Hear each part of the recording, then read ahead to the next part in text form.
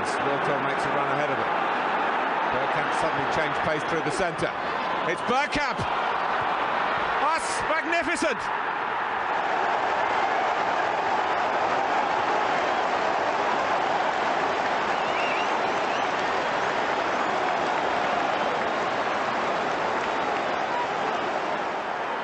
The move, and then this, which left Dabby's ass totally stranded. Oh, that intro kind of ends abruptly, doesn't it? Even with the numbers counting down. Anyway. It's not like you don't know it's not coming. I know, it's true, but I was listening to the audio as well, and it just kind of cuts a little short. But anyway, enough of our moaning. I should probably start and say hello. Welcome to a Bergkamp Wonderland, an Arsenal podcast. And tonight, Josh is your host. As Danny said, that I am now a big-time Charlie. I was asked to introduce the Super Bowl, but unfortunately, they had to get their second choice of Dwayne "The Rock" Johnson. I couldn't make it out to LA in time. A ginger in that heat just doesn't last. And you were too busy fanboying the LA Rams. Well, that's why I was been there. But yeah, unfortunately, they said, do not go onto live TV with an erection. And that just wasn't a promise I couldn't keep. So unfortunately, here I am. And here to gloat in KSE glory. Danny, you have to be here. Could you point to on the chart, which defined the Bristol Stool chart, where your current outgoings are listed? One that goes. I had nearly a solid one today, but it's the first time I've had a tummy bug. 7 days of discomfort, and that's even taking painkillers, because normally one sniff of a painkiller and I don't go for a month. This one I'm gobbling them down like M&Ms, making no difference. It's just like a kazoo orchestra when you go to the bathroom. Kazoo you can. I don't know if we can say that. Anyway, No. Someone else has got to put up with our nonsense. I've already been berating Danny behind the scenes, who the reason we're late, listener, is because the man who loves to be so anal about audio quality had an echo. And Karl, it wasn't you, was it, that had such an unprofessional start to the podcast? I think unprofessional is the word, because he's been doing this for so long, and as the years have gone on, he's just gotten worse and worse. I mean, his standards have slipped from Ethernet cables to Wi-Fi to bad audio sound. I don't know. I mean, if this was a transfer window, we'd have to Aubameyang him and just let him go for free. He'll be on a Gary Lineker Wonderland, or whatever Barcelona's one's called. Who's their best player? They haven't got one, have they? It's going to be Gary Lineker, someone like that. The Steve Archibald one. He played for him. There's one for the dads if you're listening. I mean, Gary Lineker's probably one for the dads as well now, seeing as he wasn't around when I was born. But that's enough of how old I am. Karl, how old are you? How are you? Some ID, Karl. Yeah, 38 and not too bad. Nice. Do you have a good sense of humour? I remember you when you were worried about being 30, Karl. And now look at you, you're nearly 40. He's worried about that now. Have I known you that long, Danny? Jesus Christ. I think on Twitter, yeah, at least that long. Yeah, I remember when I turned 30. It wasn't a good time. And now I'm 2 years away from being 40. Still not a good time, but we move. No, I know, can't complain. Life is not too bad at the moment. At least I'm not having to pay off 12 million to people that I don't know, that I've never met before, allegedly. So, when does that happen? When does that fall our way? Because I've never sweated in a Pizza Express either. Do I have to pay someone £12 million that I don't know? No, especially if the pictures are photoshopped, but you don't have to pay £12 million because you've never met them. Remember that. Allegedly, you've never seen them before, ever. But and I've never knowingly done anything that would make me cause to sweat. I just sit here and perambulate all day long. I don't know, Danny. I've seen you look at a bowl of tuna and cream of mushroom mayo soup all rolled up. There you go. People who are watching live. It is exactly what he's got there. A Tupperware should say probably overflowing to start with tuna and was it cream of mushroom soup to No, start, it's Danny? salad cream. Just salad cream. And There I you go. had that with rolls, 2 tins of tuna. And you wonder why he can shit through the eye of a needle right now. But it was nice to see some people have joined us live. You know, we were only 10, 15 minutes late, and there were probably other shows going live at 8 o'clock, which would have tickled your fancy instead.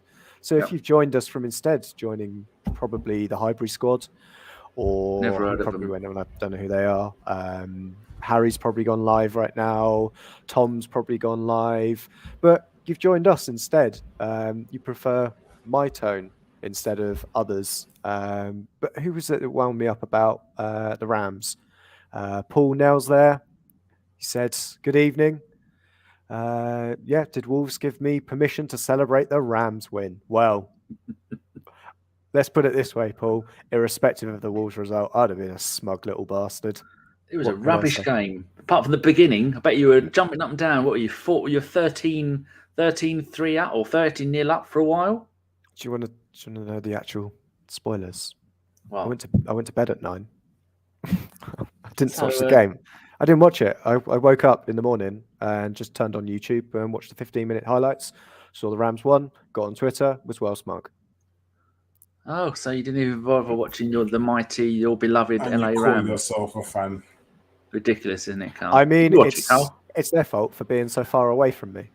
I watched a little bit of it, but like Josh, I fell asleep because all the razzmatazz and nonsense that goes along with it, I can't bother. Like, imagine, I just can't do it. Like, it's just nonsense, and this halftime show.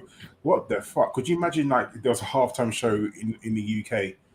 Like, you got some, I don't know. It made the FA Cup. Like, imagine take that. What? Imagine take that coming out like and singing some songs in the FA Cup. God no, no way. I mean, we can't have cheerleaders anymore. Cheerleaders are now gone. We've got to have some halftime entertainment.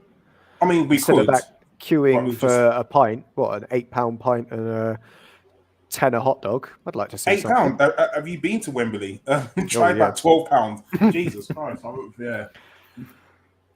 But anyway, should we should probably talk about the Wolves game. Sorry, I got distracted. Where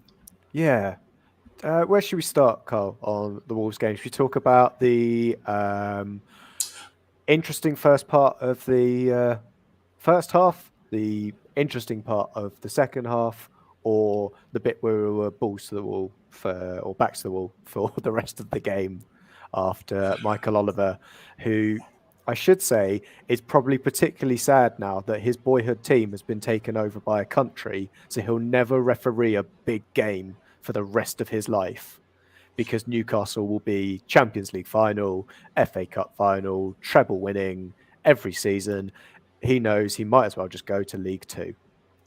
Do you know, talking to Newcastle, Stan, the man, his granddad won an FA Cup and league titles with Newcastle United. Oh. Congratulations to your grandfather, Stan the man. Pass that on, Stan. Yeah, if you could. He's 140 at the moment. Is he? Oh, Stan, if you know Derek Akora, could you pass my message on? Oh, Sam. Oh, hello, Sam. Oh, There's one for the Jones Well listeners there. The Wolves game. We'll gloss over it. It was an interesting game, to say the least, I think. Going into the game, I think there was quite a lot of pressure on Arsenal, I believe, because if Wolves had won, they would have gone above us. And I think that happening would have just demoralised the already the atmosphere within the dressing room. I think, the last result against Burnley wasn't the best, or of course it wasn't. It's a game that we should have won. And having such a long period between games is good and bad at the same time. It's like having an international break. If you win just before an international break, it's great because you go in, all the fans are happy and everyone remembers a good result. But if you have a bad result, that's all that's playing on people's minds. And I think the bad result that we had, drawing against Burnley at home, was not the best. Of course not. And I think that was playing on a lot of people's minds. The team that we put out was, I think, as strong as we probably could have put out. And it's probably going to be the team, barring Tomiyasu, that's going to be the team that you see for the rest of the season, I guess, barring any injuries. Or suspensions, we should probably mention as well. Yeah, Josh, you're not wrong there. Yes, or suspensions, definitely. But yeah, I think that's the team that you're probably going to see for the rest of the season. And the game kind of ebbed and flowed a little bit. And Wolves aren't a bad side. They've got some really good players, and I think the new manager's trying to get them to gel. I mean, they're up to what, 7th in the table? I want to say 7th, 8th, something along them lines. They're doing very well. Yeah. Yeah. So you can't. They're quite a good squad, good side. Should we talk about the goal and then the? Yeah, I think we talk about the goal because there's some controversy there, isn't there? Depending on which side of the fence you sit. Danny, did Lacazette foul the goalkeeper?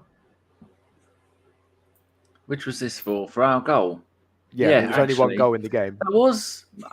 Yeah, we do. Yeah, no, I thought you meant when you said Lacazette, I automatically think of that where he's running an empty goal and misses. Oh no! Yeah, look, I actually remember that bit, and he almost steps back on top of the goalkeeper and then decides to do squats. He decides to try and teabag the goalkeeper. Was it a foul? I don't think the goalkeeper could have really saved the ball from that position, so I'd say that it probably was a foul on the goalkeeper. But there again, with the rules of refereeing being in flux at the moment, that was both a red card and a penalty and a sending off, and it was also offside and handball, and all of those things all mixed into one.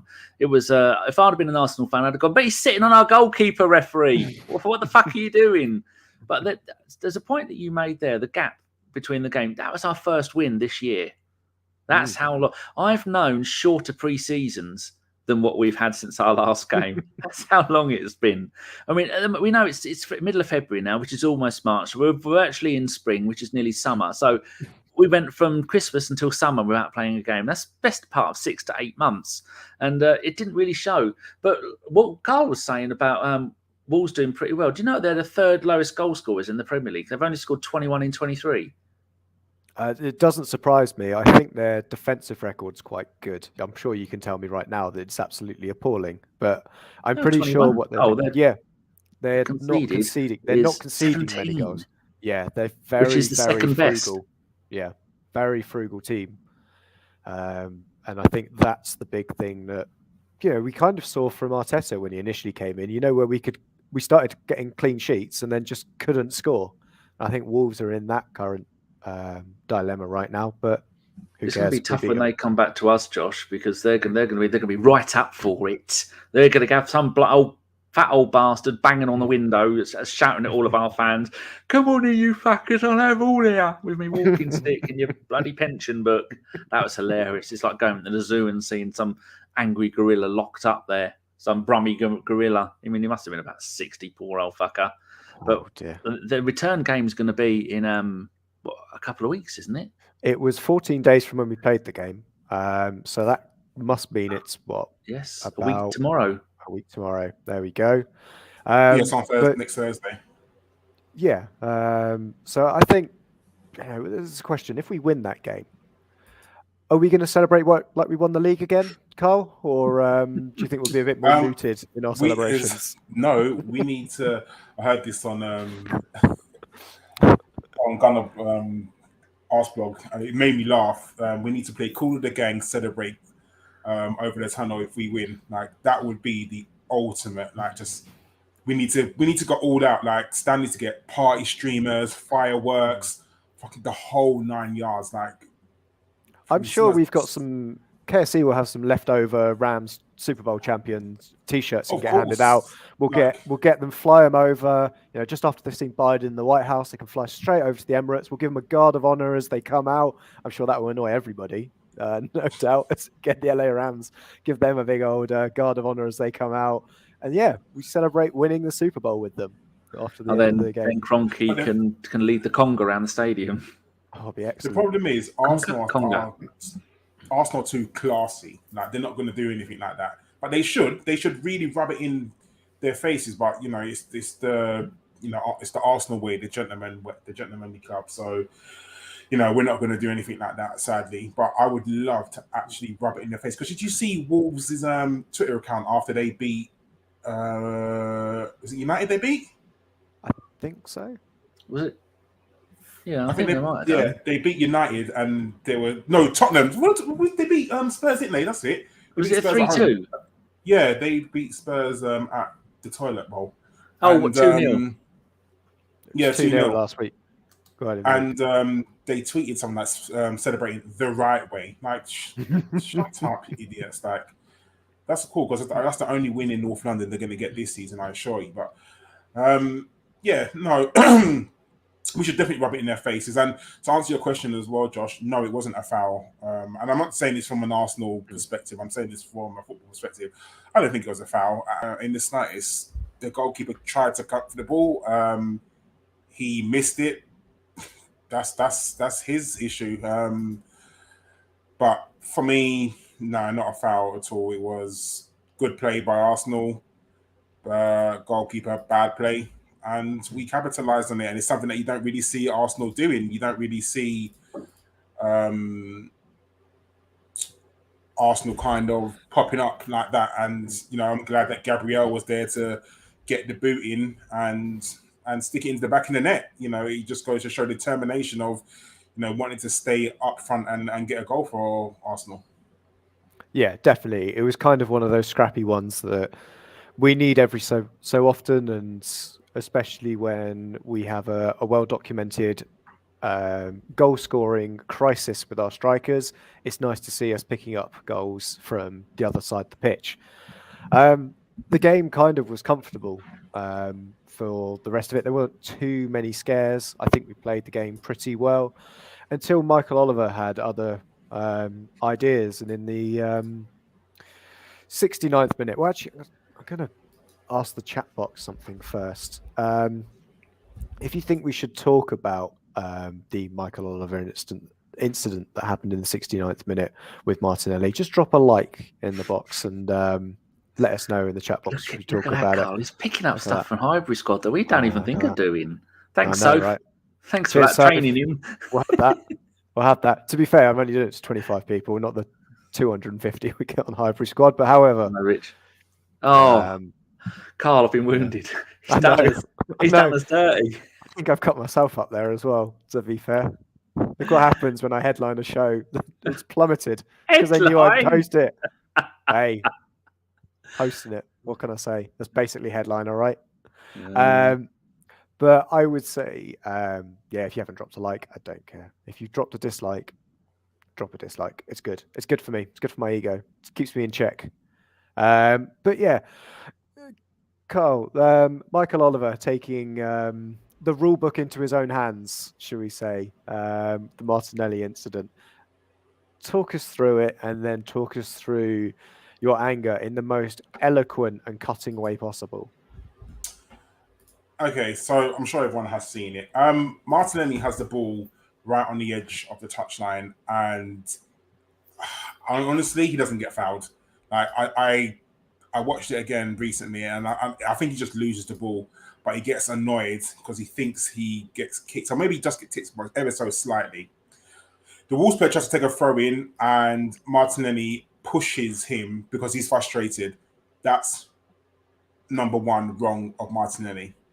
Michael Oliver plays on because he thinks that a foul. And for me, and we spoke about this in our group as well, like, if he thinks that's a foul, he's got to bring it back straight away, because I don't understand how you can have advantage in your own half when there's, 4 defenders behind, because there was the whole back line. So the advantage, I don't really see. But anyway, we move. Martinelli, as he does, he's that sort of person. He will hunt down players because that's what he does. And in his frustration, he pushes a player in the back. So is it 2 fouls by Martinelli? Yeah, it is. And no Arsenal fan can say it's not, because it is. Why Michael Oliver decides to book him for the 2 fouls, I have no idea. Because any decent referee, one would have pulled it back in the first instance with a throw-in, and would have pulled it back and said, "What are you doing, you donut? Here's the booking. Don't do that again." calm down. And Martinelli probably would have popped off and said, I was fouled. Michael Oliver would have said, no, you wasn't. It would have been done. But Martinelli loses his head. He does. 100%. And no one can say he doesn't. He loses his head. But for some unknown reason, Michael Oliver decides to book him twice for one foul when he pushed the Wolves player when he's taking the throw on. And then one way he pushed him in the back and send him off. Now, I always say I don't understand why referees should be anonymous. We shouldn't know referees' names. And I don't like we know every single referee's name. Referees should be autonomous. They should turn up to a game, do what they need to do, and go. But every referee seems to want to make a headline. Every referee seems to want to have something spoken about them. And Michael Oliver, for some unknown reason, books him twice. And I think every single player, including the Wolves players, are probably like, what the hell has just happened here? And everyone is talking about, the letter of the law, it's 2 yellow cards. I'm sure a yellow card is technically meant to be a warning, technically meant to be, listen, don't be careful what you're doing, don't foul again, because otherwise I will have to give you another one and send you off. That should be the talking to that he should get from the referee, but he doesn't. Referee sort of loses his head and just booking. I will say not every foul is a caution. Otherwise, we would be doing 1 versus 1 on a football pitch. Everyone would get sent off. But it's just, I just feel like the referee lost his head for a second, and I feel like he almost wanted to make a headline for himself. And I really don't like saying this because I'm sick. I'm kind of sick of saying this, and probably you as well, Josh, and you as well, Danny. If this wasn't Arsenal, that wouldn't happen. How many times have you seen a player foul twice in quick succession and nothing happens to them? Absolutely nothing. But because it's Arsenal, it seems like we have a target on our backs. And, every team can probably say, referees don't like us, or referee picks on us, or, we never get the rub of the green from referees. A lot of teams throughout the whole Premier League can probably say that. But for me, it's almost getting a bit obvious now how bad it is with Arsenal. And I'm very glad that, depending on how true it is, when Arteta said that we need answers now from the PGMOL to find out what is going on, because it's getting ridiculous. It's getting to the point now where your Arsenal players must be scared to make a challenge because they're thinking, shit, if I make a challenge and I mistime it, and no one intentionally goes out to foul. There's not one player in the Arsenal team, even Granit Xhaka. I don't think he intentionally goes out to hurt or injure someone. But there's gonna be a time where he's gonna mistime a ball. He's gonna maybe kick a player, or he's gonna foul a player. That's just the nature of the beast. Every game has over 20,000 in it. And I think that now it's almost like Arsenal are known now as this reputable team where, they're a dirty team. So we've got to stamp out and give them red cards. And it shouldn't be like that. Like, it really shouldn't happen. And something's got to happen with the PGMOL, because Arteta and Arsenal need to sit them down and explain. And sorry, just one more point, Josh. I've kind of gone Chris Carpenter. Referees never explain themselves. Why doesn't the referee ever have to come out and say why they made a decision? If a referee does something like that, they should have to write a report. Why is that report not public? It's not. It's not hidden what they've done, because he's already sent off the player. But he should have to write a report to say, my rationale for sending off this player was, and then explain it. But everything's cloak and dagger, and that's what kind of pisses me off. And I'm really sorry for Chris Carpenter in that. That's fine. I'm sure your soapboxes, needed a good dust off for that. And meanwhile, Danny was interrupted by the Misterons, I think, midway through. I forgot. I didn't have our YouTube up, so as soon as I got it up, of course, being YouTube, there's an advert come up straight away. Josh, something I was thinking about if you play back the Martinelli thing in your head, do you think a big part of it was the fact that he loves to get back and defend, and he wanted to quickly get up and get back, and he saw them taking a quick throw, and he panicked and he shoved him to stop him doing it? I think he shoved him because he was trying to just knock the ball away, slow play down, so the team could get back into position. He hits Podence towards the face. I think my issue with it is the ball isn't in play at that point. So I don't know how you can play advantage when the ball isn't in play. because the throw is still mid-throw when the foul's committed. So yeah, there's a couple of issues there, and then there's obviously how harsh do you think the foul on what's the player's name? I called in the Portuguese Fiat 500 because it was something like Cinquecento, but I couldn't exactly remember. But there was coming togethers with him after he came on. He looked like a really bright player for them, by the way. Cinquino. There you go. Something. Yeah, he looked really promising, and you could see he moved his body about as well in the same kind of style as Martinelli does. And there were many incidents, especially where he put things into the back of Gabriel, that was a yellow card for Martinelli only 20 minutes ago, that then suddenly was just a foul. So I think it is that consistency even within games that doesn't necessarily seem to be there. I think, as Karl mentioned, as Arteta mentioned about the will of Michael Oliver for wanting to send a player off, I think it was a bit of a I think the referee was looking for that thing. It was a bit like he was just kind of annoyed that Martinelli didn't take his instructions, and because we don't know what the referee shouted at Martinelli while the incident was going on, just like, even he just needs to say, is that right, I'm going to book you for that whilst the play's going on, is enough for Martinelli to think about the challenge he's going to put in, rather than being as cynical as he was. He probably goes to try and play the ball a little bit more than he actually does, rather than just go, fuck it, shut him down, get the yellow card and walk on. But as you say, we can probably go another 16 years watching the game, as Arteta said, and not see another incident like that. I mean, I've never seen it. And I've been watching football since the mid-80s. Yeah. But I'd like to say to the PGMOL people, go, look at the attack on Saka when we were playing Palace, and look at the attack on Tomiyasu in the face. Neither of those two got anything. They should have both been straight reds. And you give him a double yellow in quick succession without giving him time to redeem himself, like the someone else said earlier in the chat. It's normally yellow card, behave yourself, do it again, you're in trouble. And I've never seen anything like it. And he couldn't give a shit. None of them could give an absolute shit. I mean, like, even when the Crystal Palace Liverpool, where Jota lost the ball and then went, did the leaning tower of Pisa on top of their goalkeeper and got a penalty for it. I mean, Crystal Palace fans must be thinking, well, how the hell is that fair? It just happens all the time. Yeah, I think. I was going to say the one that gets me, even from last night, if anybody watched Dunk. Well, actually, no one. Dunk's one. Have you seen, for that incident, Man United have now been charged for failing to control their players, who obviously helped upgrade that from a yellow card to a red. Them getting charged doesn't help the fact that Brighton were robbed of 3 points, or maybe 1 point at that point, because I know they're 1-0 down. All right. They were 1-0 down. Doing shit. Yeah, Man U were 1-0 up at the time when Dunk sent off. There's certainly that kind of thing. It was like, because I remember when Arsenal got charged for failing to control our players as well.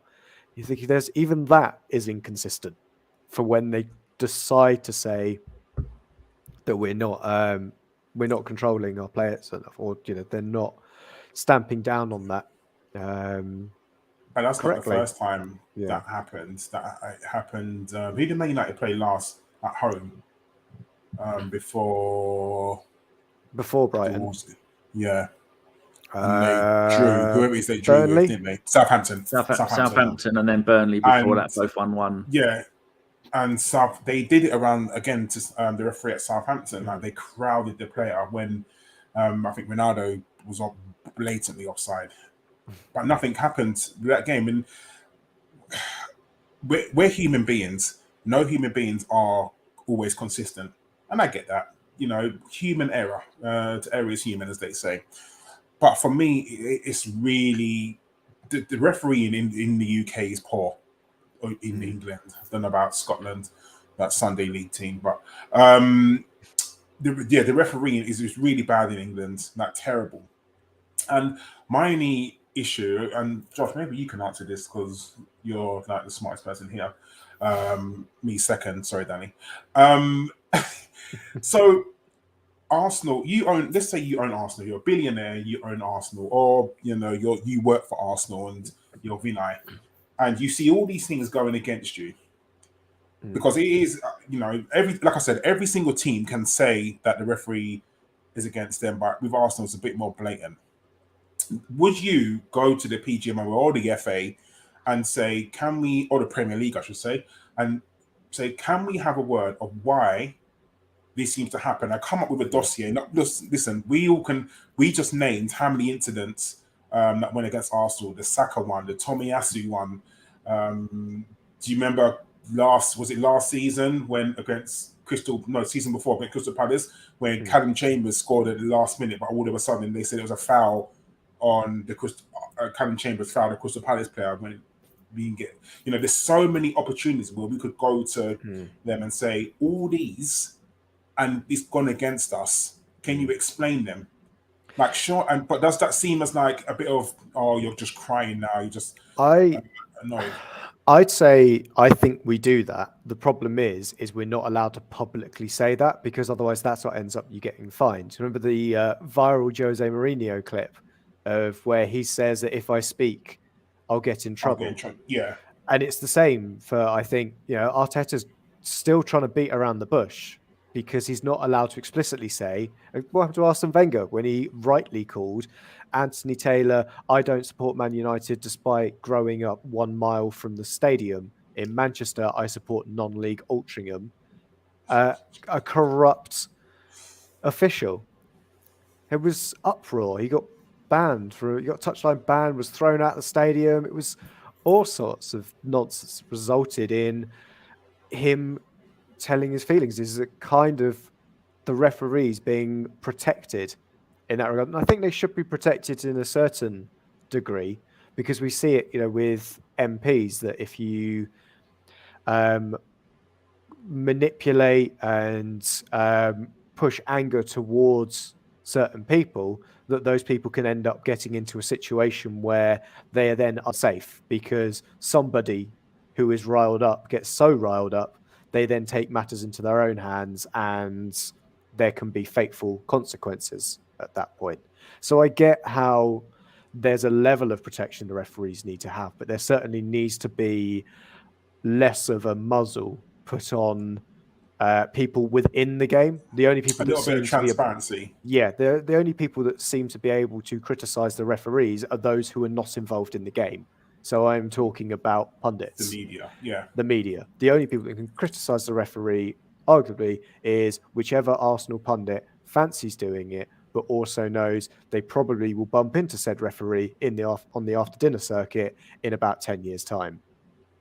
So I think that's the problem. And so I think whatever Arsenal will be doing to put pressure on PGMOL and the required people, we will never see that as a fan base because that will be the kind of stuff they won't publicize because the referee associations will fine them if they do that.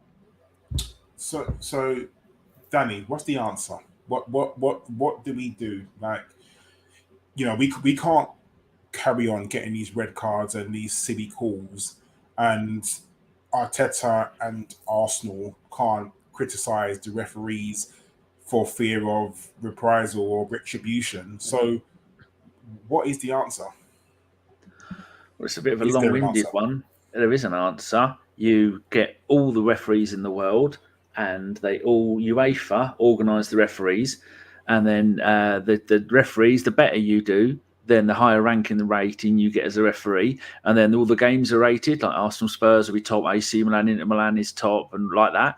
And then the better the referee you are, the more correct decisions you make, the higher upgraded you get, and the more good games you get, including UEFA Cup final, Europa League Cup finals, and international games and World Cup finals.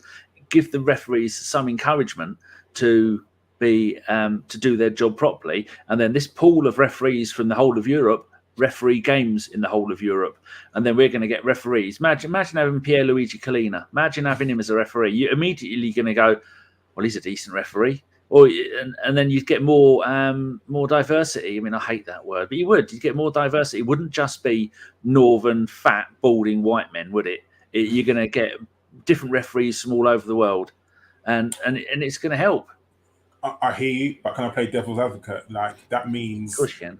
every referee would have to speak almost every European language, wouldn't it? Like, and I get in like Which they have language of love, they have Karl. they have to for European football. If they're a UEFA licensed referee and they play in the Champions League, they have to have a common language.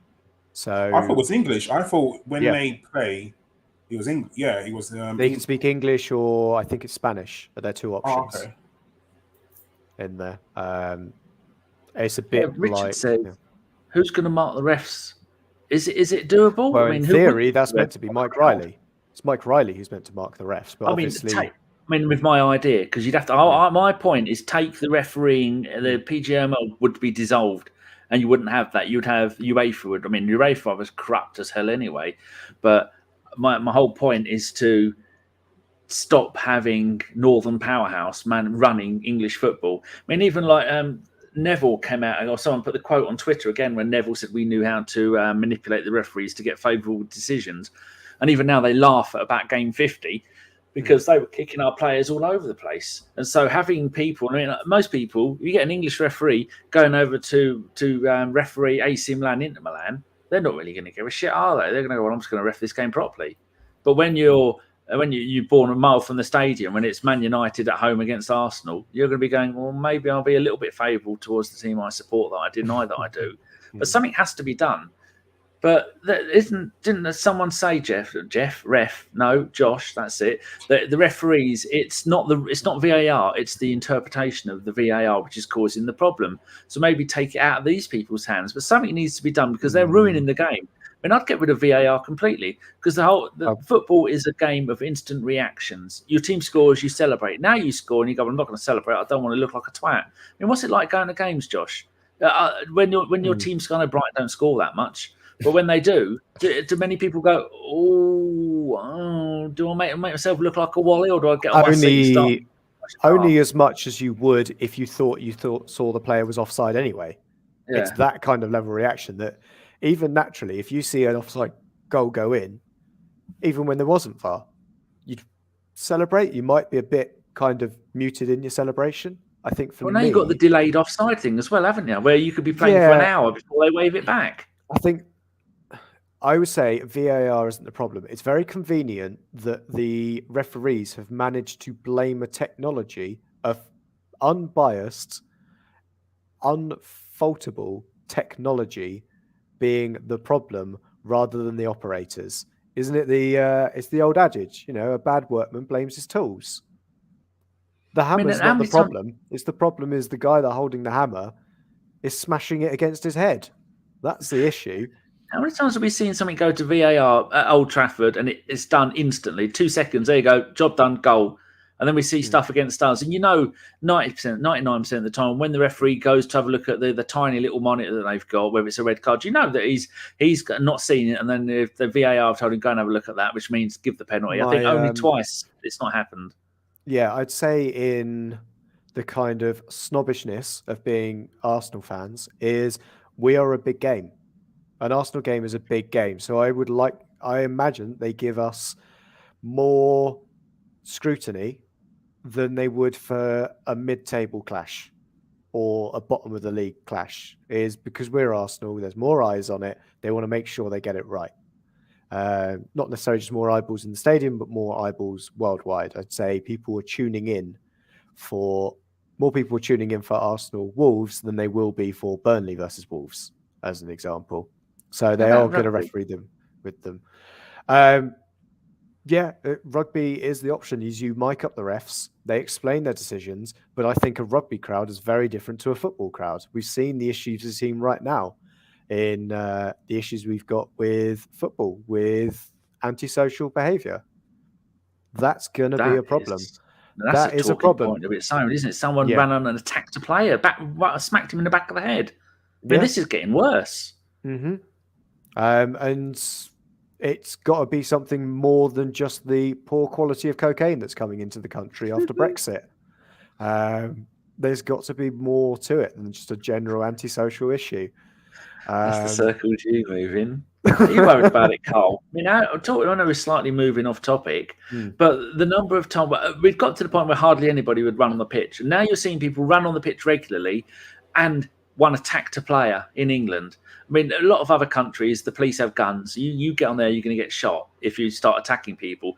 But with the mental health state of this country, where everybody is still suffering from long lockdown, there's a version of long COVID, where people are angry. I've even had to say to the offspring, stop being, I was going to say the C word, stop mugging people off in the car, stop cutting people up, stop being all mouthy, let people go. Because everyone, I mean, you must see it at your work, Karl, so much more violence and so many more people are on the edge. And now that's spilling over onto the pitch. And how do you know if that person would have a shank or something? I mean, I've been watching Oz, so he might have had a weapon. Do you know what it is?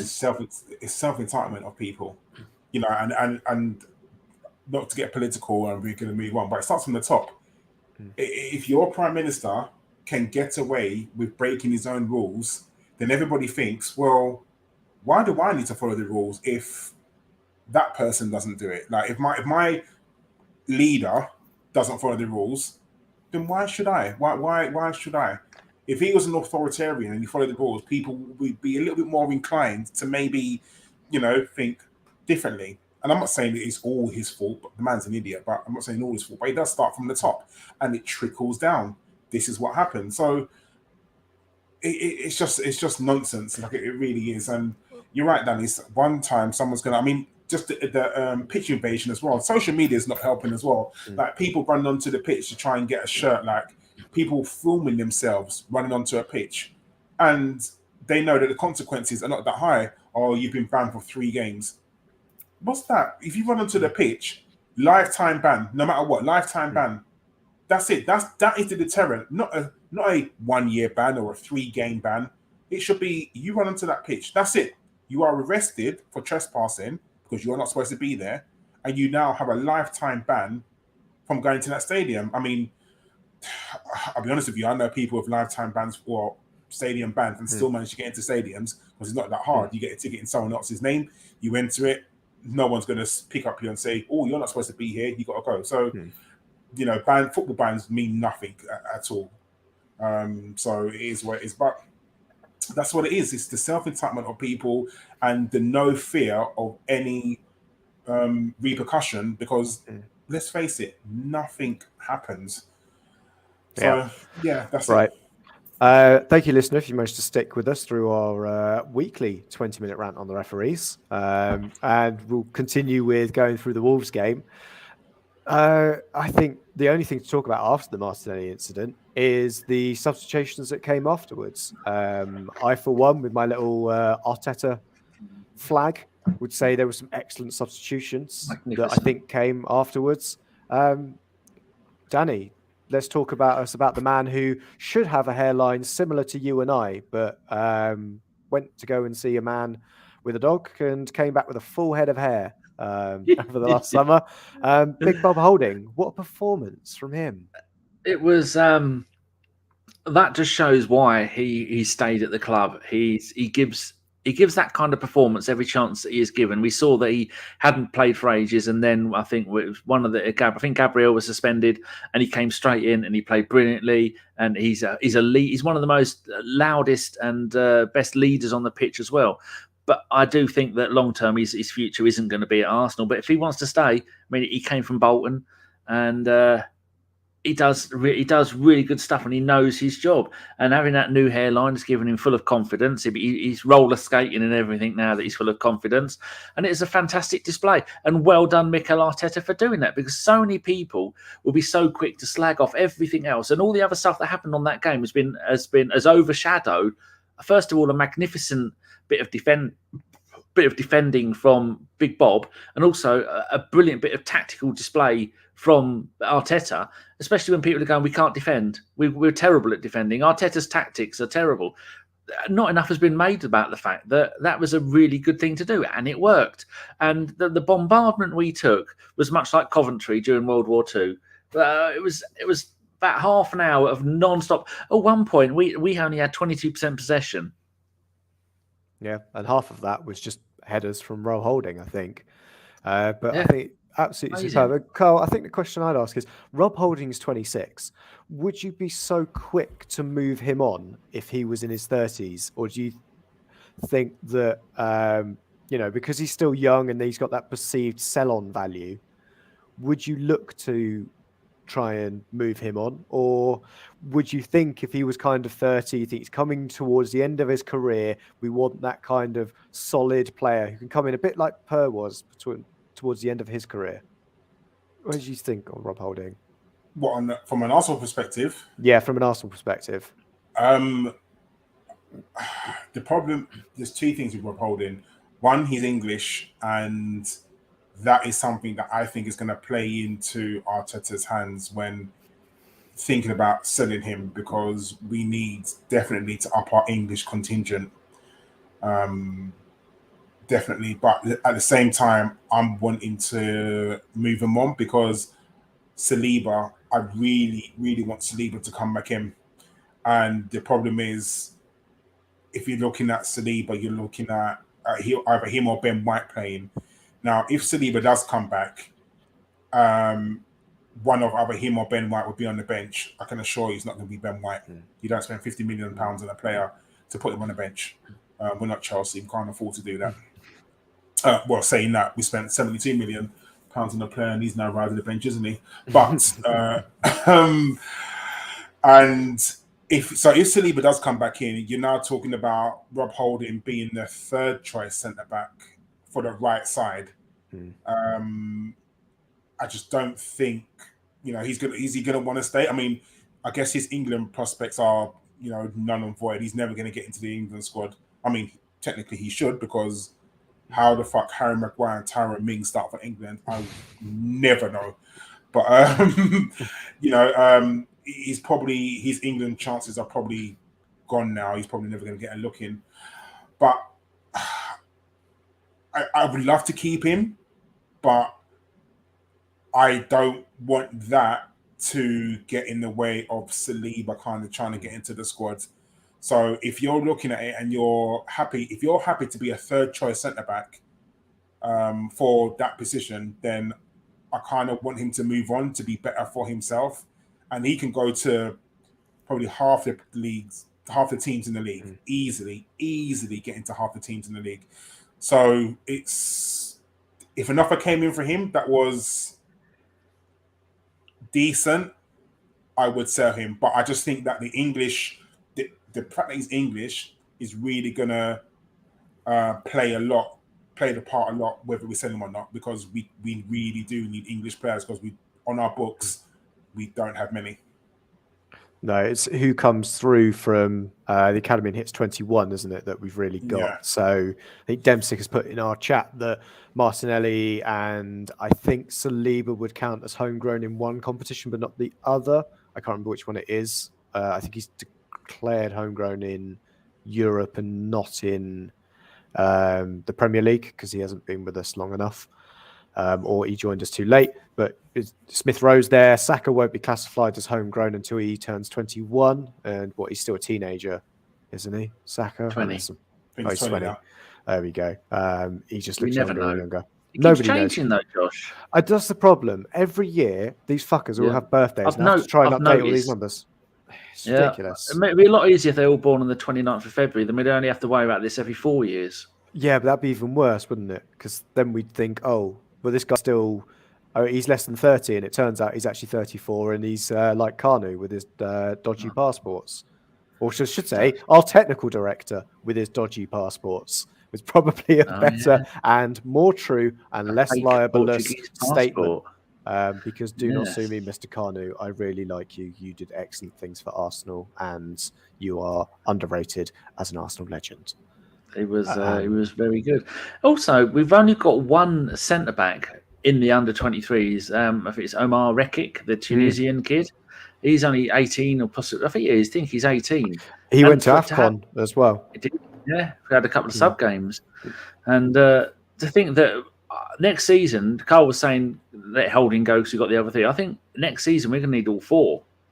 I think we need four centre-backs. Forget about Pablo Mari as well, who is currently on sabbatical in Udinese. That's how What's that tour people used to go and do in the 17th century? Where they bugger off to Europe for a year. Is that Erasmus? The Grand Tour, was it called? I used to go and do all the arty stuff. I think it was called the Grand Tour. And he's currently doing his Grand Tour of Europe, and he'll be back in a year, older and wiser. And for 6 months, and he'll talk about his gap year. About how Do you think we need to buy another left-footed centre-back? If Pablo Marie stays, then I don't think we do. There's one thing that's become interesting to me is that when Gabriel was out, rather than Pablo Marie starting, Holding went to right centre-back and Ben White went to the left side. Holding went back to left side centre-back. So, because that's where he naturally came up when he was playing with England, and when he started playing at Arsenal, he was the left-sided centre-back. And for England under 21s, it was Callum Chambers or, oh God, who was the guy who was at Swansea? Then... for Arsenal? No, for English centre-back. I think it was Gibson. I think it was the one at Swansea. Then he went to Burnley, I think, and then I can't remember. Anyway, there was an English centre-back used to play next to him. But yeah, Holding would always be the left-sided centre-back for there. As Stan the Man has just pointed out, Austin Trusty, our big signing. Our two big signings in January. Massive signing is a lefty. So there is a potential that he could be an option. I think it depends on our youth players. I would expect players like Ballard and other centre backs we've got out on loan to continue their youth journey. I would have a look at Ben White's career. Have a look at the loan deals he went through. So when Brighton first brought him in, before that he went League 2, League 1, Peterborough. Yeah, so he went Newport County, Peterborough, Leeds, then played the season at Brighton in the Premier League, then went to Arsenal. And I imagine we're going to do a similar route with our youngsters. So Balogun going in at Championship level. If we get 2 strikers in the summer, I expect him to be getting either a full season in the Championship or a full season at a lower of the league Premier League team. But what do you think, Danny? I forgot what the question was. I was just agreeing with you. What was the point? It was the left side. Do we need to buy another left-footed? No, I don't believe in any of that. If we need someone left side who can play centre back, then Tomiyasu, like someone said in the chat, Avon said Tomiyasu plays at left centre back for Japan. Tierney plays left centre back for Scotland. We've got more than enough adaptability, and I don't believe in that whole. I mean, you look at our best ever defenders. We didn't have one left foot at the left side and a right foot at the right side, did we? I can't remember, but I'm sure Steve Bold was Tony Adams left-footed. I think Adams was. Was he? Sure, Adams was left-footed, wasn't he? Yeah, when he scored that goal against Everton, that's the only reason I remember him being left-footed. But I don't think you need to have left-footed on the left and right on the right. I think that's come over from it's an Arteta thing. When he's playing Championship Manager. It's all well and good on there because you can train them for the other foot. But in real life, Mikel, as you're finding out, Championship Manager isn't real life. Maybe we do, didn't you? You'd wanted in Championship Manager, you'd never have a left winger with left-footed, on right-footed left winger, would you? You go, that's crazy. That's not going to work. The data is going to be all wrong on that lot. But you do it in the Premier League, and you go, I'm not having any of that. I will highlight old Terry Tibbs in the chat box. He's after your ladder. I think so. We've got Benoit Badashil. He is currently at Monaco. I mean, I wouldn't necessarily look at people in the Farmers League, so centre-backs. He says, knowing full well that we've got a centre-back currently playing in Ligue 1 in our books. Or Lloyd Kelly from Bournemouth. I think there are some interesting ones. I wouldn't necessarily think Lloyd Kelly is one I'd look at right now, but you kind of get my progression of what I'm looking at. There's some interesting players out there that we could certainly look at, but I don't think it's top of our agenda. I think we'd all rather look at maybe some midfielders or other positions first. Probably striker. Yeah, Karl's just about to interrupt me with. Yes, I think that's most definitely top of our list next season because there's a possibility we would have no strikers. I mean, Balogun is looking to be our only striker, and like I said, Pepe can play there. Just a quick question to both of you. We're talking about the substitutions against Wolves. Would you have put on Pepe instead of Eddie Nketiah? Because I looked at that and I was like, I would have brought on Pepe rather than Eddie Nketiah, because I don't know why Arteta is literally trying to play him. I don't get it. And Arteta must know. But I would completely disagree with playing Nicolas Pepe in that situation, because what we needed at that time was work rate at the top, and you don't get that from Nicolas Pepe. You do not get press those centre backs if they've got the ball. As much as Nketiah is going to leave, and we will get compensation for him, I think we'll get more money in the summer than we would have got from any team in the Premier League in January or last summer for acquiring his services. Then if we wait, Eddie is a youth player and he'll leave. Having been a youth product, so we'll get compensation. The last compensation deal was Danny Ings, and that was 2016 when he went from Burnley to Liverpool, and they had to pay 16 million in compensation. Maybe that is the plan long term. Yeah. So long term is you either get him to sign the thing or just let him move on. But yeah, I didn't see Pepe as being that option for us. I think work rate was more important to us than having a guy who, in theory, we could play a long ball to, and he might hold it up to bring the team up. Fundamentally, we could see that we were solid at the back. It was just a case of keeping our heads. But I was not too worried about the fact that Pepe didn't come in over Eddie. You could see what Arteta was trying to do. He was trying to bring legs into that team, and I don't think you get that performance or that style out of Pepe, especially when we've only got 10 men. Got a little bit here on the Danny Ings thing. On the 28th of, just so people have got some idea what you're on about, on the 8th of June 2015, Liverpool announced they had agreed personal terms with Ings subject to medical, as well as a developmental fee for due to Burnley for players under 24 to be negotiated between the two clubs, determined by a tribunal, which is what's going to happen with Eddie. Under the tribunal, fee would be decided by the PEF, Professional Football Compensation Committee. That's a made-up thing. That's a quango. In April 2016, the saga was finally settled. Liverpool would pay Burnley an initial fee of 6.5 million up front, with an extra 1.5 million player performance bonuses. Burnley later gained an additional 3.6 million due to the sell-on clause, so they got 18 in total for him. Mm-hmm. It's very rare that it happens nowadays, though, isn't it? Yeah, it's very rare that those things go across, but it's going to be a situation here, and I know there's the chance of, if Eddie goes abroad, then, we've lost all the money. Well, to be fair, I don't actually care if Eddie... He doesn't know where abroad is. Yeah, it's one of those, how often would you see Eddie going there? I think he's had options for maybe going somewhere like Germany. I think that's the one you always look at for young English players. They love to snap them up from there, but I think he still wants to play in the Premier League, and so that'll be the option. I think there's a case for Newcastle. There's always going to be a case for Newcastle for what they do. They don't have a problem with anything close to what that compensation fee will be, and they'll be out for a striker. It's actually a young one. Even higher, to be honest. Yeah, there could be Southampton. Well, Newcastle could be challenging for Europe, but I think he would definitely find an opportunity within the Premier League if he fancied it. Yeah, if he goes to Celtic, then fair play to him. If he goes to Celtic, Demsick, then we'll all have egg on our face as he then scores 400 goals against Midlothian and Hearts.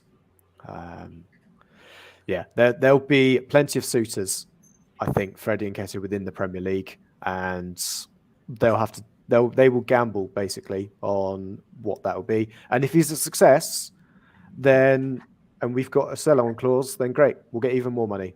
So there'll definitely be some teams out there. I know Brighton were interested in him in January, as were Palace. So I think there's definitely teams out there that will try and sweeten him up and get him over there. But we should talk about the preview for Brentford as well. And one thing I wanted to do is go back. I know all the way to that horrible time, the first game of the season, where we lost 3-0 against Brentford. And what I wanted to do, Karl, is do a little quiz with you, because I was listening to the Tuesday Club, and they always do quizzes, and they always sound fun and not forced. It doesn't amaze you how thick, apart from Theo and Alan, the rest of them are pig shit thick when it comes to anything Arsenal related. They just randomly shout out names. I was surprised half of them even support Arsenal and aren't just scrolling through Wikipedia, just going, "Oh, that sounds like an Arsenal player," or random name generator. It's ridiculous how bad they are. Anyway, Karl, of our starting 11 on that day, how many do you think start for us in the Brentford game? Oh, right. Saka didn't start because he was still on his sabbatical from England, wasn't he? Mm-hmm. I will say he came off the bench. Okay, so Saka will start. He'll start, but I'd say I've talked to the starting 11, so Saka came off the bench, so he doesn't count. All right. We didn't have our goalkeeper Ramsdale then. We didn't have Tomiyasu. We didn't have, Ben White was out with COVID. No, Ben White started. No, Ben White played. Ben White played. Yeah. So that's one. Who did Gabriel didn't play? I'm sure Gabriel wasn't there. He was at the Olympics. Or Yeah, no, he so was Gabriel- injured because of the Olympics. So Gabriel didn't start. We had Pablo. No. Yeah, Pablo Marie played centre back with Ben White. KT was at left back. Yeah. You want to guess our right back? Oh God, I want to say maybe He's not. Maitland-Niles? No, he's not at the club anymore. But he's still in England. Oh, Chambers. Chambers started right back. So 2 of our starting 11 right now. So in midfield, back. Yeah. Did Granit play? Mm-hmm. Captain. So Granit played. We had a I debut. want to say Partey was injured. Oh, of course he was. There was a Y in the day of the week. So Partey was injured. So obviously we played Sambi. Yep. So Sambi's not going to start. Smith-Rowe started? Smith-Rowe started. He's probably our starter based on one of the other players being suspended. Yes, Martinelli. Yeah. Because yes, that's right. Because we had our 2 strikers out and everyone was talking about Balogun. Because Balogun started, didn't he? Balogun played up front. So 2 or so what's and that? then one more player. Yes, we've got the 3 players. So right now I've got Kieran Tierney, Ben White, Smith-Rowe, and Granit Xhaka. So it's 4 players. And there's still one more player to get. And I will give you no spoiler by saying he doesn't start for us. He warms our Pepe. bench. Pepe. Jesus Christ. So we really, So we got our hit starting hard. 11. Do you want even better? Let me just quickly run through the bench. Karl Hein, who is currently at Peterborough United, I want to say. Hector Bellerin, now at Real Betis. Rob Holding, with brand new hair. I think at that point it was just a slicked back thicket. Cedric was there. Nuno Tavares made his debut in the 81st minute, not 81th. Oh my God, I think I've just had a little mini stroke. Bukayo Saka came on in the 59th minute. Ainsley Maitland-Niles, conservative, who is now at Roma, was there. Mohamed El-Neni, who has just come back from dealing with Mo Salah crying because he spent all season not passing to one of his teammates. One of his teammates told him to fuck off and scored a winning penalty against him. And then finally it is Feyenoord's Reece Nelson came off the bench in the 71st minute. So yeah, you could say we've changed a bit since that game. Just a tad. I mean, that game should never have gone ahead, but obviously, it didn't matter because it was Arsenal. And then obviously when we called off the game against that lot up the road, Oh, well, controversy because we had this pair on loan. He should have called them back, even though Burnley had like 5 games called off and no one said anything. Listen, that game should be a win. We're at home. Brentford, they started off high, but they're slowly slipping down the table, aren't they? But this is Arsenal, unfortunately. So you never know what you get. But no, this game should definitely be a win, especially if we have Tomiyasu. I believe he's training, because you see him in training pictures running. Whether he will start, we won't know. But there's definitely we have our close to full strength squad, barring any injuries that we don't know about. And especially we'll have more of, like I said, with Danny was saying as well, like it's good that we have this rest period, but I think we need games now. I don't want to be ring rusty, as they say. And I do think that we should have enough about us, because I believe, who's the striker again? Ivan Toney has come. Is he still? Might make it back. Might make it back. We have a question from Demsick as well about what we think about Ivan Toney as well, that Danny is just highlighting. So I think I'll ask Danny that, because he looks suitably bored, and he did perk up a little bit when you spoke about rusty rings, and you can certainly attest to that. I'm ill. I've got stomachache. I feel very sick. I like Ivan Toney. I've been a posh supporter, the mighty Peterborough United. He was there, and he was magnificent for them. And but he started the season off with much gay abandon and goals, and it seems to have worn off a little bit. And I think he's realised that the trudgery of being a mid to lower table team with Brentford, it's not always going to be sunshine and opal fruits. And I think that's starting to occur to him, that you had a magnificent season with Brentford getting promoted. Was he with Brentford when they got promoted last season? He was indeed. Yeah, so I thought near the top goal scorer. He was, and then when you have that kind of form, and then you bring it to the Premier League, and then your first game at home, opening game of the season, live on TV, first time this stadium has got all the home fans there in their new stadium.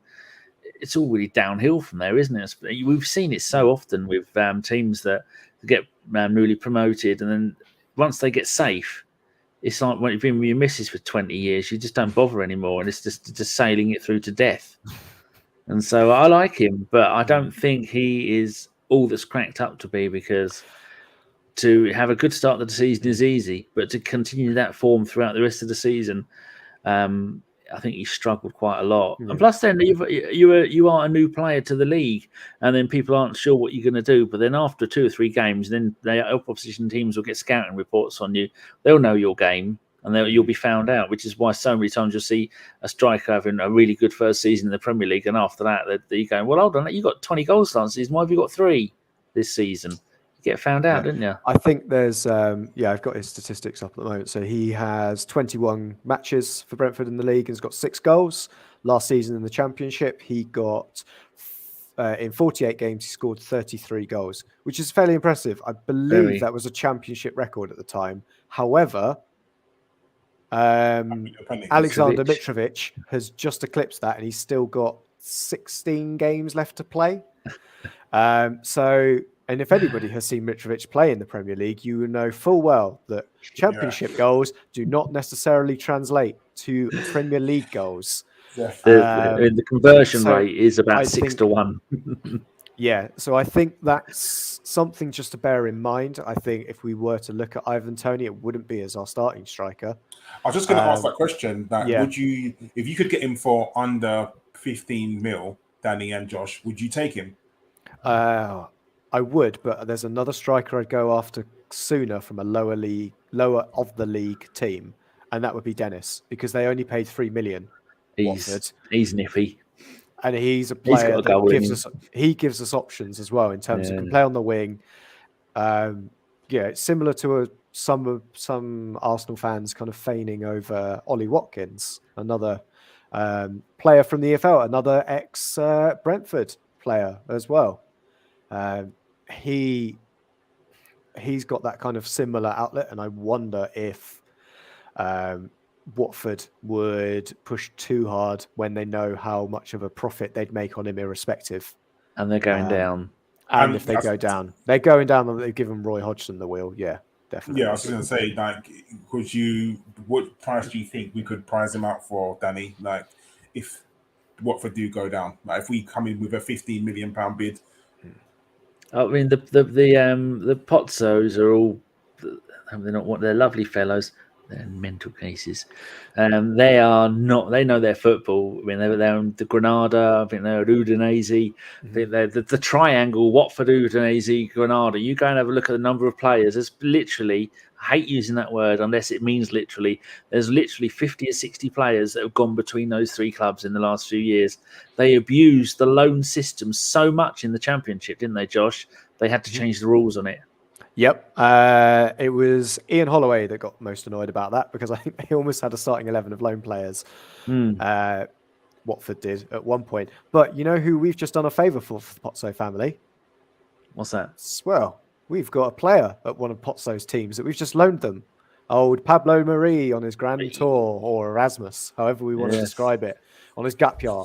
I think we should get 20, 25 million if we wanted, but I don't think we're going to go for I would him. imagine if we went for Dennis, it would, or anybody tries to get Dennis out of that club. And if I was looking after a team in the northeast of England who play in black and white, that's where I'd be going. 25 million is probably the fee I would start at to try and get him out of there. But if they don't get relegated, more. Yeah, if they don't get relegated, there's no chance we'd get him. But if they do, there's a chance you can go in and get him. And for me, he'd be an option that I'd look at for our second choice striker, somebody with a similar but different style and can also complement someone like an Isak or a Dominic Calvert-Lewin. So we can mix it up a bit, not just do the same attacking play all the time. I don't think we will be signing a second choice striker from a Premier League team for something like, or even a Championship team for less than 20 million. I don't think it would happen. Arsenal come knocking on the door. Yes, we've got our different knock, and that knock says we don't sell players. There's Bing Bong Avon calling. It says. Well, if you think that's a different knock, what's Newcastle's knock? Like, add the extra 0 onto it? Because no, they're just back a tank in. They're back a one of those Brinks mat lorries. They back one of those and open up the doors and just start shoveling doubloons out. Say when. Because no matter what player they buy, the price is going to be inflated, isn't it? Unless they've got a clause release. Because they care. They've got more money. Yeah. They got more money than all the Premier Leagues put together and times by about 10. It's ridiculous how much they've got. 200 or 300 billion. So what you're saying, we should sell them Leno for 30 million, even though it's got 1 year left in his contract. Yeah, so all the players they bought in this January transfer window, don't expect them to be there in the summer. They'll be in and out of there like John at a holiday camp with the ladies coming in and out of that room. There'll be a conveyor belt of fresh meat in and out of that club. Yeah, it's been a while since we've had a John and sexual reference, hasn't it? It has. I think it's because he's not always here. Don't know where he is. Nobody knows. Somewhere around between Essex and the Midlands. Yeah. What I was just going to do is go some predictions for the game. Danny, do you have a score prediction? I think you can be quite charitable with this and be quite happy with the fact that they're not a great away team. They've scored 8 and conceded 18. We're at home. I think we've scored 23 and conceded 11. Some lines along that. So that means it's going to be about 3-1, 3-0, something like that. There's almost no way we're going to lose this. I mean, I know Arteta is a bit of an idiot at times, but this is us at home. We are quite a formidable team. And Brentford, with their manager, who I really like, are a team that like to play football. And we found out in the past, teams that like to play football, we tend to do better against. They're not going to come there and go full Burnley, are they? No, I wouldn't expect them to do that. Karl, what do you think for the game? I'm not as optimistic as Danny is. I think a 1-0. We have a striker who cannot put the ball in the back of the net. He scored 3 goals all season. Lacazette is not a goal scorer. He's not. And well, no, his position doesn't allow him to score He's lost goals. his mojo. I mean, we glossed over the miss against Wolves. That was certainly a position to score a goal. Let's not say he's not getting in the position to be. No, it's not getting in the position, but he's just not converting them. Yeah, he's lost his mojo, hasn't he? He's one of those. He needs one to go in off his arse, or to be honest, probably actually get one of those, kind of finesse shots in, and then he's like, "Cool, got my eye in again." Sorry, you go. Yeah, it's worrying. It is a bit worrying. We don't have Martinelli, who just run all over the pitch. So I think we're going to be a bit more conservative with this. I'm going to go for 1-0. I think hopefully a Gabriel bullet header or Lacazette, lovely in between two players, in between the goalkeeper's legs, something along them lines. But yeah, I think goal scoring for us is going to be an issue between now and the end of this season. But hopefully we can, nick the odd game 1-0, 2-0, and that's what we need. Yeah. Josh? I think it's going to be 2-0. We have got goal scorers in the team. They aren't necessarily our striker. People were talking about Smith Rowe being an option there. I think he's our top goal scorer with 8 goals in the league at the moment. So him coming back into the side gives us a bit of threat. I think there's a lot to see from Odegaard in terms of his goal scoring output. And I have flagged Pepe to be giving us an option. I think if we continue, or at least try and have 11 men on the pitch for 90 minutes, then I think we can... Go on, lads, you can do it. Come on. Yeah, exactly. Then I think Pepe will get his chance off the bench, when Saka tires. It's these kind of games that we may need a bit of magic from Pepe from about 30 yards. And just quickly to Sam Fisher. It's too late for me, mate. I haven't got the money of Rob Holding. Has got... yeah. I'm going to go with 2-0 on that regard. And Danny, do we have any questions as well from listeners? We do. Other than the one from Sam, which I have eloquently responded to. I haven't asked on Twitter because we've got 31,000 followers on Twitter, and we usually get 2 or 3 replies. It's usually Matt who always gives us a couple of questions, and then that's it. Because we've actually been offered stuff to give away. At the moment, we've got 3 lots of people that want to do Twitter competitions to give stuff away. We get nothing out of it. That's the first thing I say. We don't want anything out of it. Just give our listeners and our Twitter followers something to it. And you know what? They don't do it. We had stuff before, and they just cannot be fucking bothered. Maybe we should just say, well, we do it on our podcast. Yeah, we get about 2,000-3,000 per show. Maybe we should say is we want something out of it, and then they do it. You could win, Josh. You could put on a fake beard and a pair of glasses and a wig, and then go, oh, there's not Josh in Brighton one. Yeah, we'll just go. It'll be like all the women at Stonings in Life of Brian. It'll be just any ladies here? No. Exactly. Go watch that, people. I think Nick's right. Maybe we shouldn't predict the goal scorer. Predict on what minute Xhaka is going to get his yellow card in. He's not going to do that anymore. We've learned. Right, questions, Karl. Richard from the Over and Over and Over Again Arsenal podcast. If you like ladies football, or if you like any type of football, especially the ladies, does watch along every week, every game, and getting big numbers on there, getting more views than we're getting. Is the lack of goals going to be the thing that costs us top 4, Karl? Potentially. I think we've got quite a solid defence. I think our goalkeeper and our back 4 is definitely improved over the years, and I think this season is probably our best back 5 that we've had in a very long while. I honestly do think that the lack of goals from Lacazette is a little bit of a worry. But like Josh said, we just need one to go in front of his bum, or him to get like a lucky deflection and score, and it will be that. But I'm a little bit concerned about a goal scorer, and I am. I mean, like Josh said again, like we have got players that can get us goals. It's just whether they can do it or not. And the focal point, the striker, it's now February and he's got 3 league goals to his name. That's not good enough. The backup striker in Nketiah has not scored a league goal this season.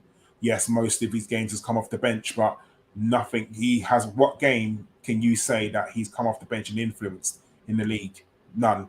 All these goals have come in the League Cup against lower league opposition. So I don't hold much hope to him either. I don't think it's going to be a thing that costs us top 4. I think the only thing that's going to cost Arsenal top 4 is Arsenal, because we are in a very good position right now. Game in hands FC, they were crying about having games in hand. They had 3 games in hand and they were 7th. They've now played all their games in hand and they're now 8th. It's just very weird. So, it's I think Arsenal are Arsenal's own worst enemy. But I live in hope that Lacazette will find his goal scoring touch again. And even if he's got 3 league goals now. If he can get 10 between now and the end of the season, I'll be very happy. I think we'd all be delighted. We'd probably give him a new contract if he got 10 goals for the rest of the season, because he matches all-time high in league goals. Yeah. Right, now I'll answer this next question from Musa. Is the 1919 decision an issue that refs and other clubs have such a dislike towards Arsenal because many people love raising that subject? The gist of that is in 1919, they expanded the size of the first division, and so they wanted an extra team to go up from the second division.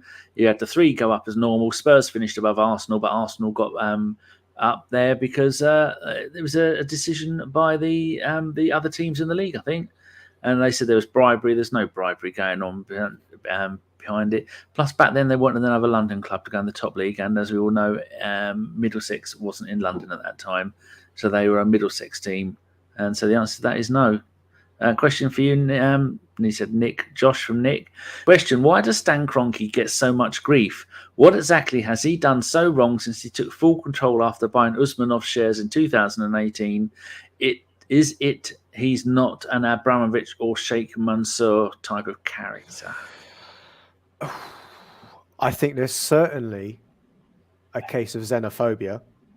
I'd go out and say that's partly it. But then there's also the research of people who have done on the other sports franchises that the Kroenkes have owned, and how they necessarily haven't seen the performances or results that you'd want to see. I think that has certainly changed in the last 2 or 3 years. The Rams have made 2 Super Bowls and won one of them. Denver Nuggets are doing really well now. The Avalanche, I think, are doing pretty well. I'm trying to think of the other team they've got. Colorado Rapids, not necessarily doing that well in MLS. But, they're now Arsenal's feeder team. So all things are going up for them. So I think that's partly it. The fact that they're not necessarily an Arsenal fan has annoyed, I think, a lot of people, in the lack of presence that we saw from them during the, should we say, more silent era, when they were purely kind of only owning a little bit of those shares, rather than having entire control of the club with 100% ownership. Because you can see, since they took full control of the club, I don't think there would be many people who would be moaning about their tenure right now from what we've seen. I think they've made a lot of good decisions in their time. Some of the bad decisions they have rectified with good decisions. So, for example, sacking Wenger was good. Hiring Emery necessarily wasn't good. Getting in Raul Sanyehi on, looked initially as a good decision. It was a correct decision to get rid of him after it turned out that he enjoyed. How can I say this without libeling the podcast too much? Brown envelopes and briefcases full of money. Is probably the way I describe it. So yeah, I think for every mistake they have made, they've rectified it. And you don't necessarily see that with every owner. Let's have a look at what Usmanov is currently doing with Everton as an example of what we could have had. So yeah, I think that's mainly the issues behind it, and the fact we've not necessarily seen the reward to them being in charge. But I think since 100% ownership, I don't see there any reasonable reason, I should say, for people to have a problem with the KSC ownership. There you go. Good answer. Right, one. I'll give you a couple now, Karl. One from Michael in Sweden. Will Ballard be sent out on loan again next season? Possibly.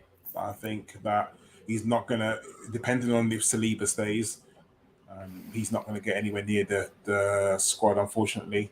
But if we make Europe, then our squad's going to need to be bigger, and it may be the return of the kids in the League Cup. So, but I think for our players to progress, they need to go out and play games. I don't want to send players out on loan like Miguel Aziz and didn't play for Portsmouth, couldn't get a game for some unknown reason. But when we send players out on loan, but also we need to remember that the rule is changing next season. I believe that you can only send out 6 players, I believe, from next season. So we have to be really careful on who we send out on loan. I think we can manipulate that rule because I think it's 6 first-team players. I think that's the rule. So I think we can tweak that with youngsters. So, we can't necessarily send Maitland-Niles and Bellerin and Torreira and Guendouzi all back out on loan, and Saliba all back out on loan. But I think we could do something. But for my 2 pennies on that, I wouldn't be surprised if if a right offer came in for Ballard, that we sold him rather than loaning him. He's 22 now and an international. I think there's an opportunity that maybe we sell him if we get good money for him. His contract expires at the end of next season, and we then put in like a buyback or something there. I mean, we'd have to, wouldn't we? Because it becomes an over 23, depending when his birthday is. So then he can't play in the under 23s league anyway. So yeah, you're right. Yeah, he's done that progression thing that you were talking about, Josh. He's one season in League Two with Swindon, only played a few games. Then Blackpool in League One, where he was brilliant, and now he's at 14th place, Millwall in the Championship. So he's in the right path, but I don't think the kid's got a future at Arsenal, sadly. I think he's going to be out the door as soon as an offer comes in, especially when someone like Mavropanos would be closer to the first team, and we're getting rid of him. But a bit of news on Mavropanos. They were only allowed to buy him for €5 million if they avoid relegation. They're going down. So we're going to get him back, and then we'll be the ones to sell him for 15 million. There you go. Another one for you, Karl from Stan. Pablo Mari, will he be back at some point? I mean, I think he means permanently. I think he'll be back, but I think we'll sell him straight away. He's not in Arteta's plans. Before we sold him, before we loaned him out, how many games did he play? 4, 5, maybe. Because every 10 games we had to pay another 2 million or something, or million. Great so deal. I think he's not got a future at Arsenal, and it's just dependent. He's probably on astronomical wages. I'm assuming he's probably on 80, 90 grand a week, something along them lines. And no other team is going to pay him that sort of money. No other team. So it's a case of you can go, but we're going to have to pay some of your wages. But yeah, I think we definitely will be looking to get rid of him next season. Righto. One for you, Josh. Got 3 more left. From Mr. Waffles, who will be doing the post-game show with me and Stan after the Brentford game on Saturday. Mr. Waffles says, do we really want a striker from a team that got relegated? Not necessarily a first-choice striker, no. But we have to fill 2 positions in striker in the summer. And I think reasonably we could get a first-choice striker from a relegated team to play second choice for us and know that there's not necessarily the need for them to adapt to the league rather than going out and necessarily bringing a youngster in from another league. There are some really interesting players out there at the moment on the continent for young players who we could probably persuade to be second choice for us. A couple in France especially. When Chris ever decides to rejoin us on the podcast for another one, I'm sure everybody can quiz him on striking options for that kind of second choice striker. But I think that there's definitely players from the relegated sides that I think I would happily go through and say, yeah, they could come to Arsenal and do a decent job as a second choice. Okie dokie. I agree with that. Avon Teddington Karl says, should we play 1999 by Prince at the stadium if we beat Wolves? He's going to party like it's 1999. I still think calling the gang celebration is it's just a shout. I really do, because do you know what? I just want Arsenal just to be just a shit house. I know they won't, because it's Arsenal, we're the gentleman club, but I really, really want us a shit house. Streamers, party poppers, all sorts. Like, I'm hoping safely, but I hope someone brings in like a flare or something like that, like brings it in and goes off. I really would love it, genuinely, but I know Arsenal are not going to be that team. But or just a little tweet from the Arsenal Twitter account now, something like, "That's how you celebrate." You know, you know what I mean. So yeah, but we have to win the game first, don't we? I'll just check. We've got some more questions coming in. It's lovely. Yeah. You tell my voice is going a bit weird. It's gone a little bit floaty. Yes. I'm about to, if I pass out, you know how to end the show. Yeah. Phil Macker, Josh says, is St Totteringham's Day nailed on? They've won it 5 years in a row, and we've won it at about 50 of the other years. So. Yeah, I mean the boat certainly hasn't turned, does it? It's maybe slightly, not even run aground the old good ship Arsenal in terms of St Totteringham's Day. It certainly looks like it's in our own hands, which is the way I like it. Yeah, sometimes I like it when it's in Tottenham's hands and they fuck it up, because that's always funny. But I think right now we're in a good position. One of our games in hand, obviously for us now being Games in Hand FC, is the North London Derby. So that's one to look out for. But I think 3 points there certainly helps us out in our quest to at least get into the top 5 and ensure that Tottenham Hotspur have another trophyless season under a manager who is pulling out all of his new hair as well, because he went and had a bit of the Rob Holdings as well. Lovely. Right. Question for you, Karl, from Demsek. I've not proofread this. Hope it's good, because I can't be bothered. We have yet to play 4 teams that could be challenging for the top 4, and Man United have 2. We have Liverpool and Chelsea yet to play, and Man United have Liverpool, Chelsea, and City. I've read that in the wrong order, but it made sense. Who could finish 4th? Plus, they've got cup games, and we don't. I don't know if you've noticed that. We've got no more games. Look, I think that top 4 is on for us. Top 3, I said it last time I was on, and I'm going to repeat it. Arsenal could get top 3. Highly unlikely, but there's a possibility that, we could finish 3rd.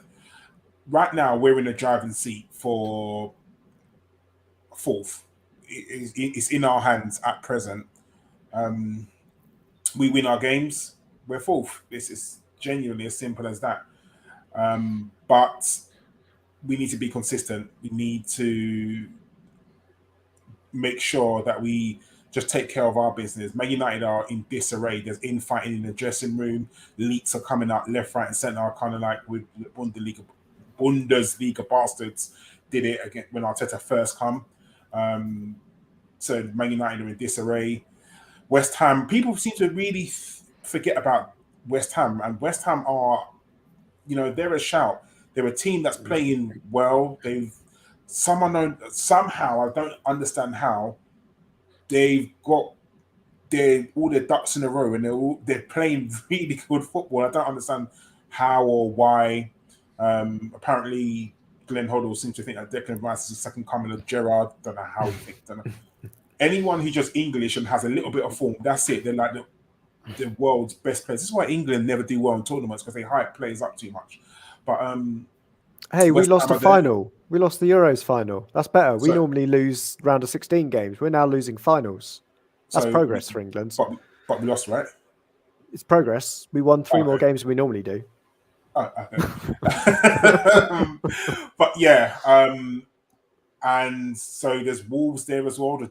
I don't think Wolves will get, I'll be honest with you. Mm-hmm. And that up the road, nah, because Harry Kane's still got to have his 7 weeks out for his ankle injury, hasn't he? Because every single season, either when he's petted up, allegedly, or he goes through his ankle injury period of time. So that's coming up. So I think we're going to get fourth. I'll be honest with you. At the beginning of the season, I didn't think we was. I genuinely didn't think so, but we can do it, can't we? I think so. I think looking through their, we've got to play those teams as well. We've got to play United. I think we've still got to play West Ham, who I would probably classify as points on the board FC. As they've played, they've played 3 more games than us. End of April. Yeah. I think that certainly helps us out. Is we've got to play the teams around us, and we've shown that. If third's on, I would have a look at if we get Chelsea on the right day. We can win that game. I think realistically it's a draw. So I think we've got some good fixtures for us. I think what we need is if Chelsea make it through to the latter stages of the Champions League, which they will, and we've got to play them, and they're going to rest their player or some of their first teamers for a European game. That's when we need to catch them, because like you said, they're in the FA Cup still, so inevitably,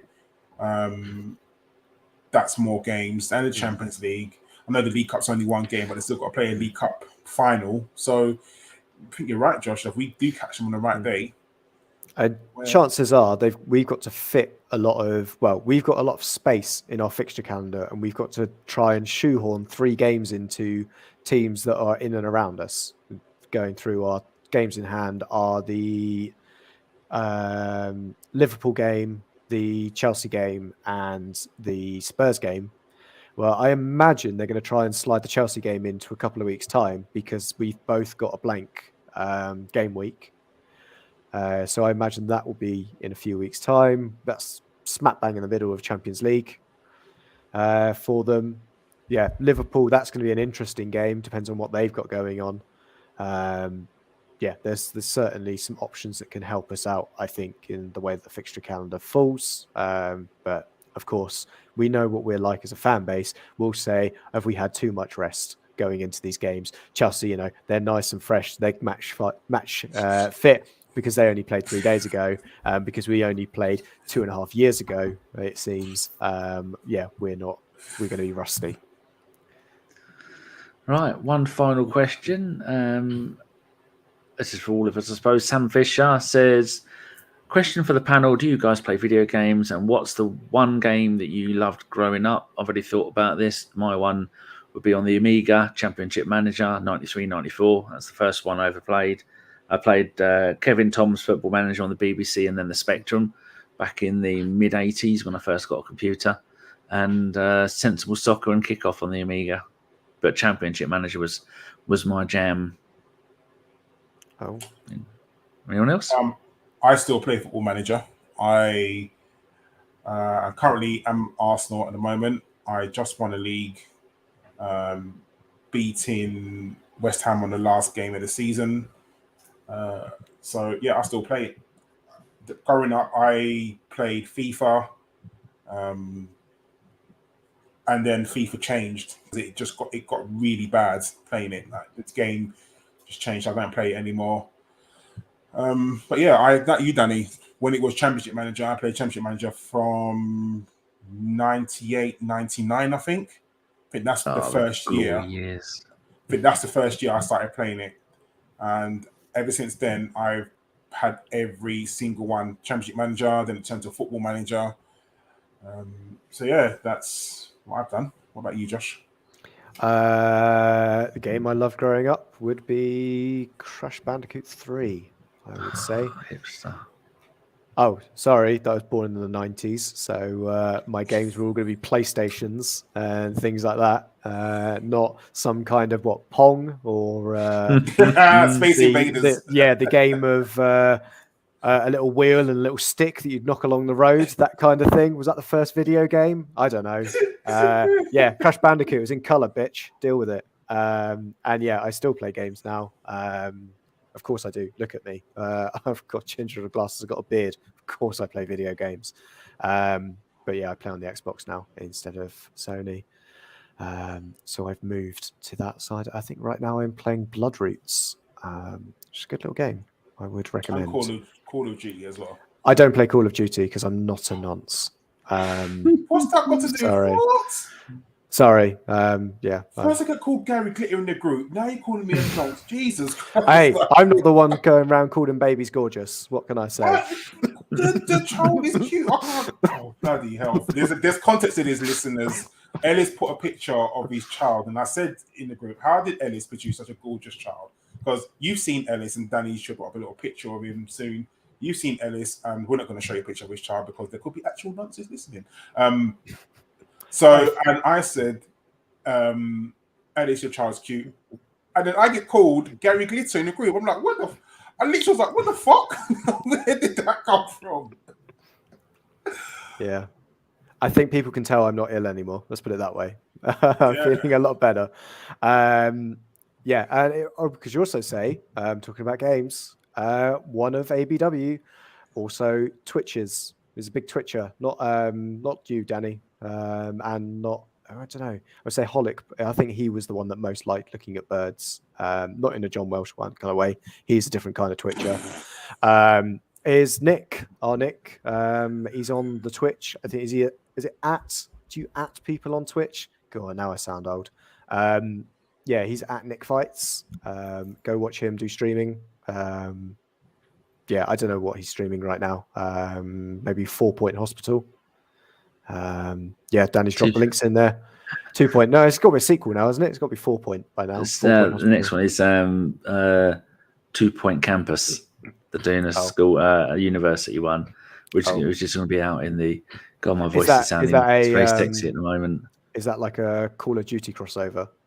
Yeah, no. It's going to be good, though. Before I get cancelled, I should probably finish the session. We'll wrap it up. Because I will say something at some point. It's getting that point in the evening. It's like I need the toilet. Jock isn't happy. Jock isn't happy. The Jockometer. And I think Stokes is in there as well. I mean, I've got Jock's picture up. Oh yeah, he's not happy. To put a little bit of Stokes in there to oh, hello. Could you have found a picture of Stokes where he didn't look like Beaker from the Muppets? Nope, that was it. Is that one the worst? The worst one is this one of Simon when he's doing Movember. I think we all look not great from our Movember pictures. If you go through and find those from when you, Ellis, Shredder, and I did Movember, and for the entirety, I took every single photo naked. I hope people were aware of that. You didn't get to see it, but I knew that I was naked in every single picture, apart from one, because I was out and I'd forgotten to take my picture and I'd already got dressed. But anyway, I think that's an opportune time to wrap up. Danny, do you have any shout outs, any gentleman's nods, any other kind of euphemism for saying hello to somebody? Don't think so. Okay, cool. I don't feel well. Shout out to Danny's plumber. It's going to be an easy month for him. I think. Karl, any shout outs for you? I'm just going to scroll down my phone and I am going to Bobby Chakraborty. Always interact with him on Boblex. Yes, always interact with him on Twitter. And ladies and gentlemen, this is not football related, but if you want to have a laugh, please go to my timeline and see one of my latest tweets. Like Twitter today has been I can only laugh. Some girl found out that her best friend's sleeping with her dad, and the flipping the story that goes with it has absolutely had me in stitches. Like literally had me in stitches. So yeah, if you want something lighthearted. Shut up, Danny. Oh dear.